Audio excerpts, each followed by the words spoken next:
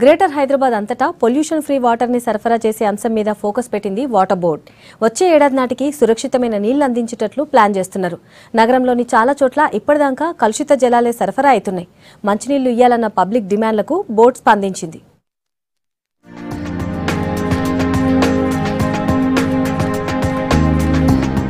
నగరంలో pollution water supply మీద జలమండలికి రోజుకు 2000కు పైగా కంప్లైంట్లు వస్తున్నాయి. దీంతో ఈ అంశం మీద వాటర్ బోర్డు సీరియస్ గా దృష్టి పెట్టింది. వేలల్లో వస్తున్న కంప్లైంట్స్ కు శాశ్వత పరిష్కారం కనుగొనాలని డిసైడ్ అయింది.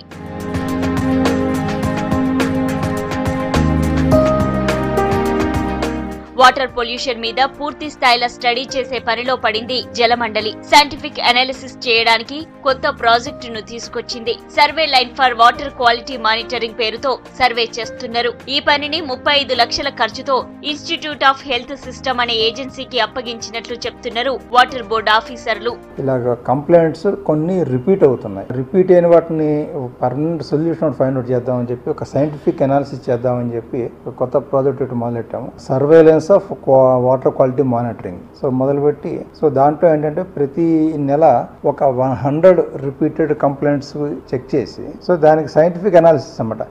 ఎందుకు వాటర్ కంటామినేషన్ అవుతుంది, ఒకవేళ పైప్ లైన్ పాడైపోవడం వలన వస్తుందా, లేకపోతే సివరేజ్ సిస్టమ్ లేకపోవడం వల్ల వస్తుందా, ఎందుకు వస్తుంది అనేది సైంటిఫిక్ అనాలిసిస్ చేసి ఆ రిపోర్ట్ చేయమని చెప్పి ఇన్స్టిట్యూట్ ఆఫ్ హెల్త్ సిస్టమ్స్ కి మేము త్రూ టెండర్ వలన ఇంట్రెస్ట్ చేసాం. దానికి నా వర్క్ ఈ మధ్యన మొదలైంది. అది ఈ సంస్థ సిబ్బంది వాటర్ పొల్యూషన్ మీద వచ్చే కంప్లైంట్లపై దృష్టి పెట్టి పనిచేస్తున్నారు. రెగ్యులర్ గా 100కు పైగా శాంపిల్స్ సేకరించి టెస్ట్ చేస్తున్నట్లు లాబొరేటరీ సిబ్బంది చెప్తున్నారు. వాటర్ బోర్డు సప్లై చేస్తున్న మంచినీరు డ్రైనేజ్ లీకేజీ తోటి పొల్యూషన్ అయినట్లు గుర్తించారు. కలుషిత నీటిలో 30% ఈకోలీ బ్యాక్టీరియా ఉన్నట్లు గుర్తించామని పరీక్షలు చేసిన సిబ్బంది చెప్తున్నారు. రిజర్వాయర్స్ నుంచి పంప్ అవుతా ఉంది సిటీ మొత్తంకి. డైరెక్ట్ రిజర్వాయర్లో నుంచి అయితే ఇప్పటి వరకు ఈకోలీ రావడం చాలా తక్కువ. డైరెక్ట్ రిజర్వాయర్లో నుంచి ఈకోలీ ఎక్కువ ఎక్కడ వస్తుంది అంటే స్లమ్స్ దగ్గరకు వచ్చేసరికి కొంచెం ఉంటుంది, దాదాపు ఒక 30% ఉంటుంది. మన ఇండ్లలో పైప్ లైన్స్ కూడా కొంచెం ప్రాబ్లమాటిక్గా ఉంటాయి.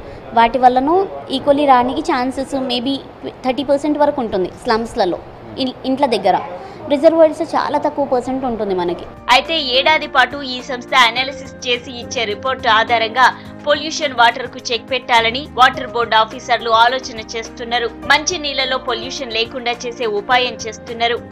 కల్చర్ అపార్ట్మెంట్స్ అవన్నీ ఎక్కువైపోయాయి.